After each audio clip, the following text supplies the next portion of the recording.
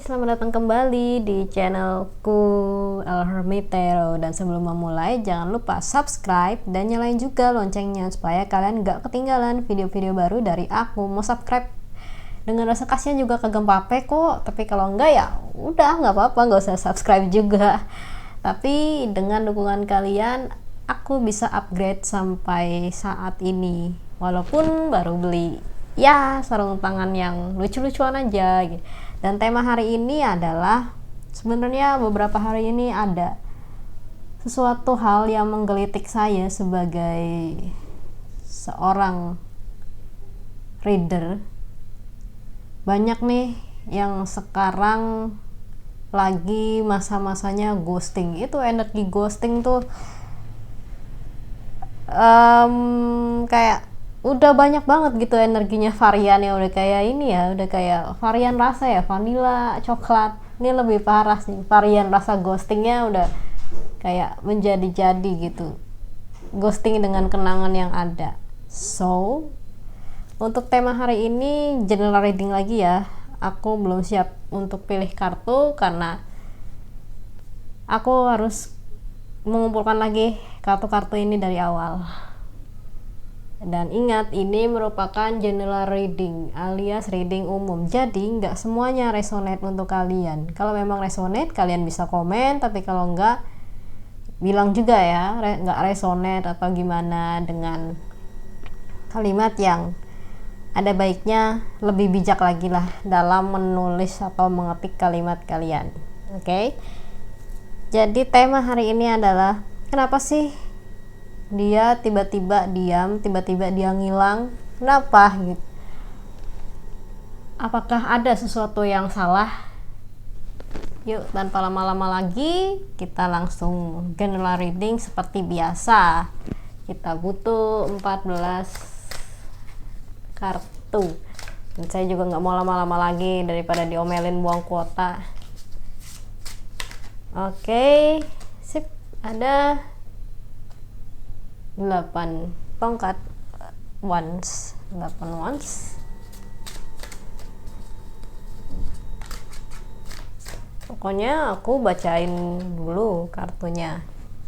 Ambilkan dulu kartunya. Kok miring ya? Apakah yang miring? Oke, ya sudah dibetulkan. Posisinya ada, kok elemen api semua ini.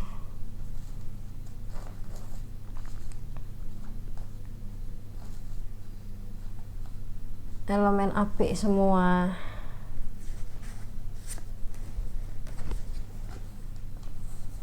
Ada kartu mayor. Set.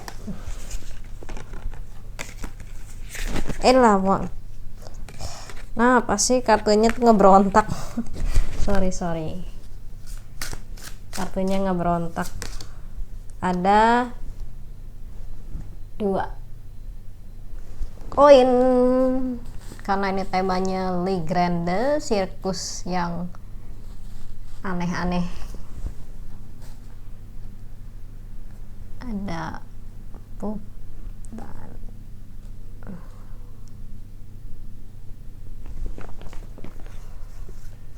miring-miring gak apa-apa ya, nanti saya benerin ya. Ada page of wands, lalu ada kebanyakan wands semua nih. 2 wand, 3 wand, 3 tongkat.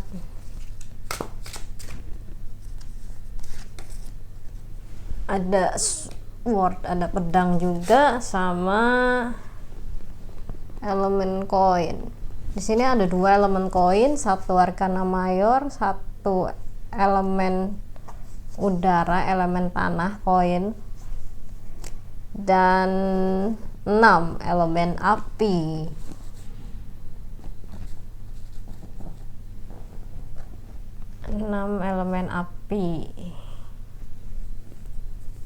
Ternyata sarung tangannya kegedean.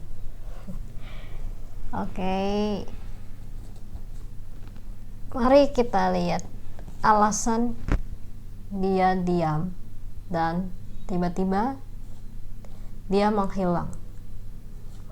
Apa alasannya dibalik sikapnya yang kayak gitu?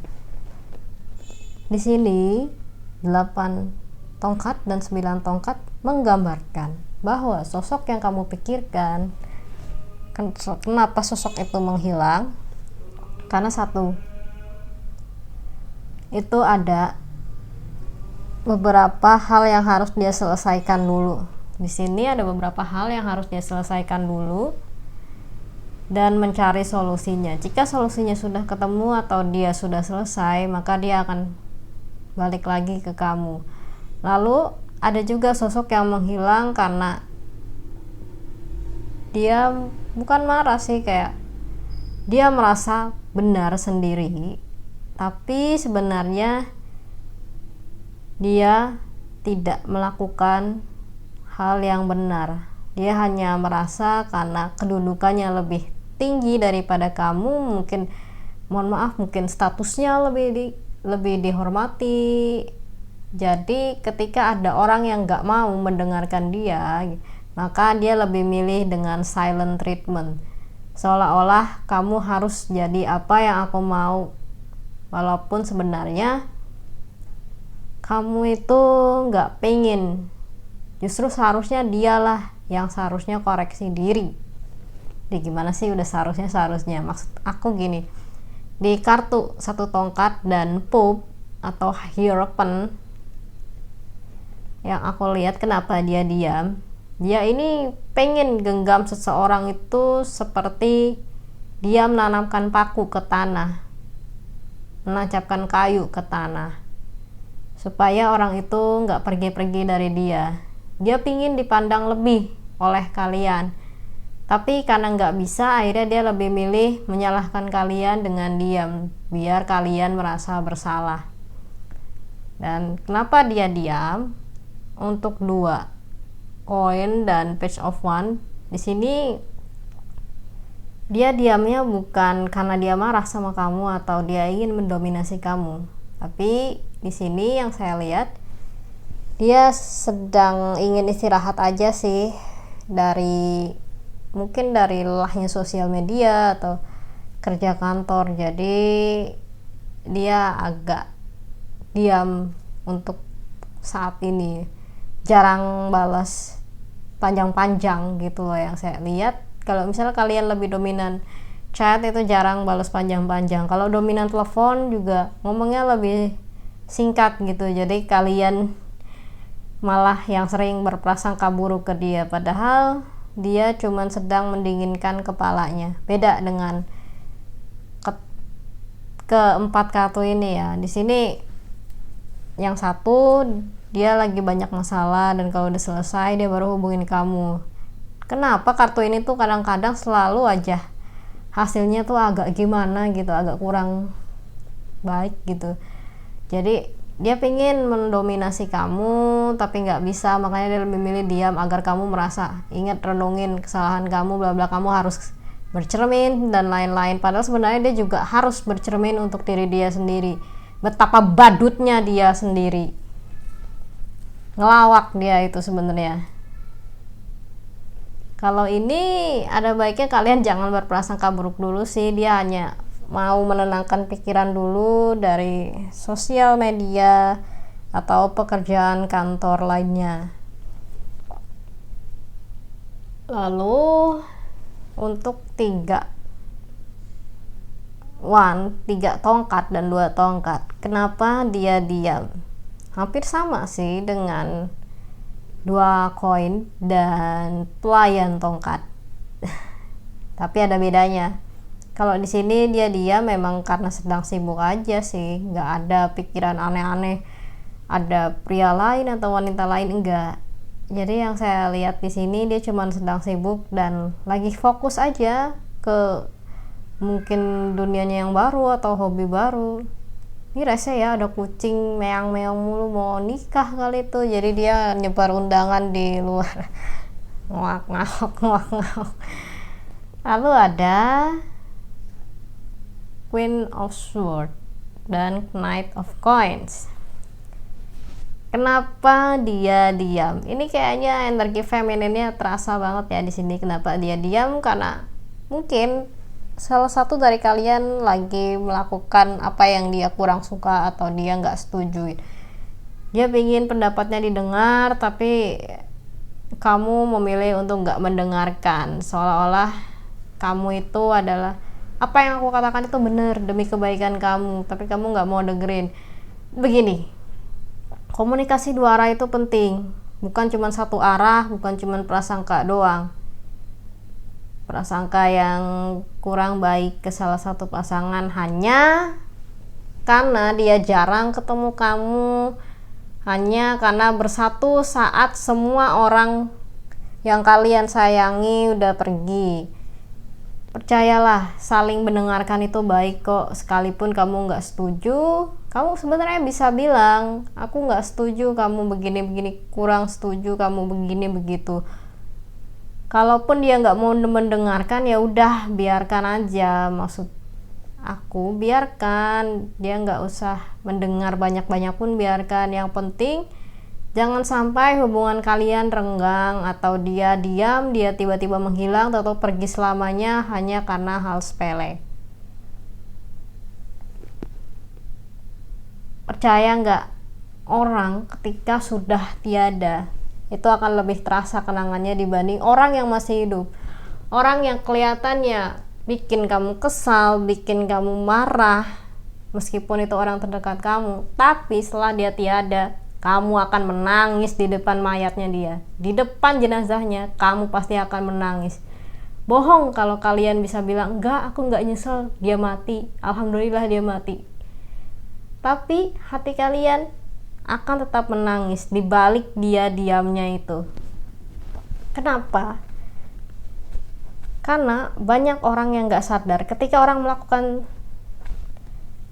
ghosting atau menghilang. Ini ghosting dalam artian bukan berarti pacaran juga ya. Dalam artian dia menghilang, dia jarang ngomong. Itu nanti akan terasa ketika dia sudah nggak ada di depan kamu. Begitu juga dengan orang yang berisik, bikin kesel, tapi begitu tiada, dia akan tetap bikin kamu nangis. Untuk yang Queen of Swords ini panjang ya. Ketika salah satunya diam, coba kamu renungkan diri kamu. Apakah ada kata-kata yang memang menyinggung dia tanpa sadar? Ini bukan soal hidup itu keras, gak akan sesuai jalan keinginan. Iya memang, hidup itu keras, gak akan sesuai keinginan. Tapi kamu berhak untuk memilih jalan kamu sendiri. Asalkan jalan kamu nggak menyimpang, ya udah beres gitu kan. Jalan kamu kalau nggak menyimpang ya udah. Tapi lihat, banyak orang terbunuh dari kalimat orang terdekat. Nggak percaya? Silakan cari di internet kasus-kasus bunuh diri dari sebuah kalimat, dari sebuah chat. Orang bisa bunuh diri. Orang bisa memilih jalan kematian hanya karena sebuah kata-kata. Dan kata-kata itu bernyawa. Ya, saya minta maaf kalau misalnya suara saya keras dalam beberapa pembacaan. Tapi memang karakter saya ya emang suaranya gede, nggak bisa dimut-imutin, nggak bisa. Kalau kalian mau protes nggak apa-apa, saya terima. Nanti coba akan saya perbaiki lagi dengan suara yang lebih lembut, lebih feminin juga. Oke, sekarang kita tarik kesimpulannya. Kenapa dia menghilang? Dia hanya sedang menyelesaikan masalahnya sendiri. Nanti kalau misalnya dia ada waktu luang, dia akan balas kamu. Bukan berarti dia selingkuh atau ada yang lain. Lalu yang kedua, dia ingin mendominasi kamu dengan membuat kamu merasa bersalah. Jadi dia lebih memilih untuk menghilang atau silent treatment. Kalau sekali-sekali sih nggak apa-apa, tapi kalau udah 2-3 kali sampai seterusnya, itu lebih baik kalian tanya langsung, atau ada baiknya dibicarakan dulu. Kalau memang udah nggak bisa, ya sebaiknya kalian tinggalkan. Jangan menyiksa diri dengan orang-orang yang selalu melakukan silent treatment, jangan. Lalu kalau yang 2 koin dan pelayan tongkat, dia cuma lagi lelah aja dengan kerjaan kantor atau relasi, jadi dia lebih memilih untuk menghilang selama waktu yang dia tentukan. Nanti dia pasti akan balas lagi. Lalu yang 3 tongkat dan 2 tongkat, dia cuman sedang mengerjakan pekerjaan barunya atau hobi barunya, jadi agak lupa dengan sekitarnya, sehingga terkesan dia itu melakukan ghosting, silent treatment atau menghilang. Dan kalau yang ini, kenapa dia menghilang atau silent treatment? Coba ada baiknya kamu juga bercermin dirimu sendiri, apakah hubungan kalian sebenarnya baik-baik aja atau hanya satu yang mendominasi untuk menginjak yang di bawahnya hanya karena statusnya lebih muda dari kamu, statusnya nggak lebih tinggi dari kamu, hanya karena kenangan-kenangan yang dulu dia pernah lakukan. Begitu dia protes, kamu nggak terima dan jadinya dia diam, dia nggak mau negor kamu lagi, dia pergi dari kamu. Kamu seharusnya berpikir, apakah kamu mengenal seseorang itu dengan baik? Apakah kamu hanya mengenal sekilas saja tapi merasa sudah mengenal dengan baik? Ingat, setiap kata-kata itu ada nyawa. Jadi ada baiknya kalau kamu bicara dengan orang lain, kamu nggak suka dengan apa yang dia lakukan, ngomonglah baik-baik dengan kata-kata yang baik. Iya, hidup itu keras. Saya balik lagi bilang, hidup itu keras. Gak bisa berjalan sesuai keinginan, gak bisa. Tapi bukan berarti kamu gak bisa milih kata-kata kamu dengan baik. Kenalilah orang-orang sekitar kamu. Apakah dia tahan dengan pembicaraan kamu yang memang menurut kamu ada tata krama, tapi sebenarnya gak ada tata krama. Nggak semua orang tahan dengan kata-kata kamu. Ada kan orang yang memang bicaranya keras gitu. Apa sih gitu. Jadi ada orang yang memang bicaranya keras tapi kata-katanya baik. Begini, kata-kata bernyawa itu bisa dari nada kita berbicara. Bahkan dari tulisan pun itu bisa ketara kalau kata-kata itu bernada. Apakah nada itu minor atau nada itu mayor? Sebagai contoh tadi saya ngomongkan, gimana ceritanya saya ngomelin kalian, kata-kata itu bernyawa, hidup itu nggak sesuai keinginan. Bedakan dengan saya bilang, hidup itu nggak akan sesuai keinginan, tapi bukan berarti kamu nggak bisa milih jalan kamu sendiri, nggak bisa milih apapun. Enggak, kamu akan tetap bisa memilih jalan kamu sendiri meski ada beberapa halangan. Bedakan dengan cara saya ngomong tadi.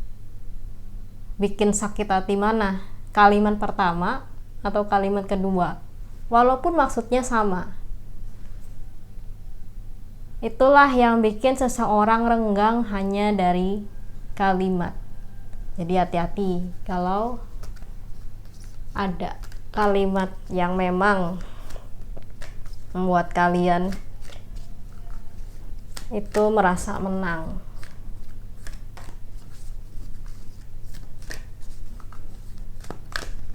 Yuk sekarang kita lihat oracle-nya. Tuh ada jualku kan, Dharma Unfolding. Ada Kutumi, Clock of Wisdom. Oh, ada Lady Nada. Saya kira Raisa nih mukanya. Ada Paul the Venetian, Experiencing Grace. Jual Cool Dharma Unfolding. Remember that you are on a path. Take one step at a time to happiness. Ingatlah kalau kamu sedang berjalan di jalan kebenaran. Sebaiknya ingatlah satu hal atau satu langkah untuk membuat diri kamu bahagia. Lalu ada Kuthumi, Clock of Wisdom. Kamu siap untuk menjawab apa yang tersembunyi, apa yang kamu tahu, percayalah dengan intuisi kamu. Ada Lady Nada, Heart Awakening. Awaken to acceptance and divine love. Give and receive in balance. Kebangkitan adalah menerima dan menerima cinta. Maksudnya gini, kebangkitan untuk menerima dan menggali apa yang ada di dalam dirimu dengan cinta. Terima dan berikan dengan seimbang. Ketika ada seseorang yang diam, hilang, itu bukan berarti dia nggak sayang kamu. Mungkin dia hanya ingin mencoba menyeimbangkan apa yang ada di dalam hidupnya, karena nggak mungkin dong hidup itu selalu bahagia terus.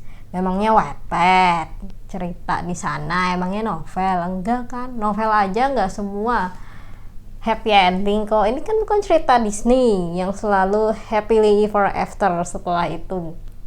Oke, ada Paul the Venetian, Experiencing Grace. Share your gift with grace. Wave of inspiration and love are coming to you. Berikanlah pemberianmu dengan rasa ikhlas. Karena ketika kamu berbuat baik, maka orang-orang atau yang lain juga akan ngikutin dan cinta akan datang ke kamu.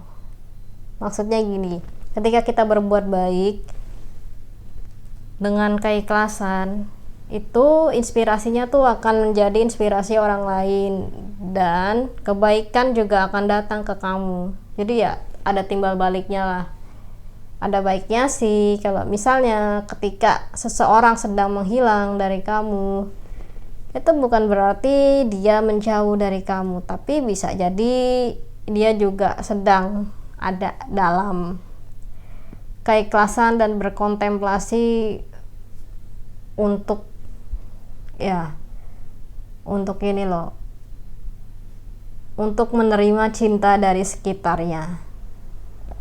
Oke, jadi kesimpulannya adalah kita berjalan di jalan kebenaran. Dan jangan lupa untuk menyisakan satu langkah dalam kebahagiaan. Kamu sebenarnya sudah tahu jawaban yang tersembunyi. Hanya tinggal perlu percaya apa yang kamu tahu, apa yang kamu rasakan. Kebangkitan itu untuk menerima dan kebangkitan itu untuk penerimaan dan rasa cinta kita terhadap sosok yang kita sayangi, rasa cinta terhadap umum juga sih, alam, orang tua, tetangga, dan lain-lain. Jadi ibaratnya kalian harus berbesar hati ketika ada seseorang yang pergi atau menghilang dari kamu. Kalian harus berbesar hati. Kenapa? Karena jika kita tidak berbesar hati, kita tidak akan bisa menerima dan memberi dengan seimbang. Karena kan ada prasangka buruk terus kan. Lalu ada Paul the Venetian, ibaratnya ketika seseorang menghilang, ya sudah, kamu gak perlu memaksa untuk membuatnya kembali. Ada baiknya ya berbuat baik dengan hal lain aja gitu, karena satu perbuatan baik akan menginspirasi orang lain dan kamu juga akan mendapatkan cinta. Oke, untuk pembacaan hari ini kesimpulannya adalah ada yang ghosting karena lagi capek kerja, ada yang ghosting karena lagi ada hobi baru, ada yang ghosting karena sebenarnya dia marah sama kamu, jadinya dia ghosting karena dia tahu kamu sebenarnya nggak mau mendengarkan saran orang lain, hanya karena kamu lebih dominan, kamu lebih tinggi. Ada yang ghosting karena sedang ada masalah baru hubungin kamu lagi. Ada yang ghosting, ada yang bikin silent treatment karena merasa dirinya benar. Jadi ramai banget ya kesimpulannya. Ada yang menghilang tuh karena dia pingin mengontrol kamu, jadi bikin kamu merasa bersalah, bikin kamu down. Orang-orang kayak gitu ada baiknya sih jauhin, sekalipun dia satu rumah dengan kamu. Maksudku jaga jarak aja gitu, menjauhkan diri dari sosok-sosok yang membuat kamu negatif, karena kita sendiri kan nggak bisa memilih keluarga kita, pasangan kita, bahkan teman kita tuh nggak bisa memilih. Walaupun kita udah berusaha pilih-pilih teman, itu pasti akan kebobolan juga. So, terima kasih sudah menonton, dan kalau kalian mau konsultasi, kalian bisa cek IG di atas, atau nanti soon akan datang saya akan menambahkan nomor WhatsApp dan Instagram dan Telegram saya juga. Itu aja sih untuk episode hari ini. Terima kasih sudah menonton. Sampai ketemu di episode selanjutnya. Bye bye.